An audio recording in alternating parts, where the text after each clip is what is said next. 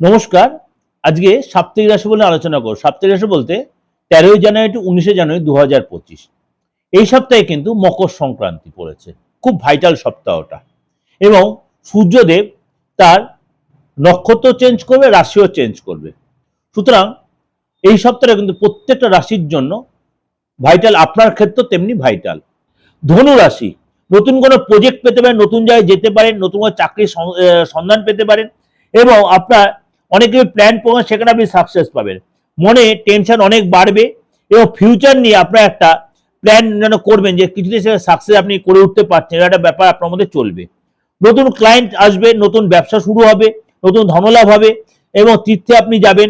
আর্থিক জায়গাটা অনেকটাই ডেভেলপ হবে, আপনার ধার্মিক চিন্তাভাবনা বাড়বে এবং পার্টনার আপনার সাথে সাথে অনেকটাই দান ধ্যান করবে এবং ভীষণ আধ্যাত্মিক চিন্তা ভাবনা তৈরি হবে। রিলেশন আগের চেয়ে অনেকটা বেটার হবে পার্টনার সাথে।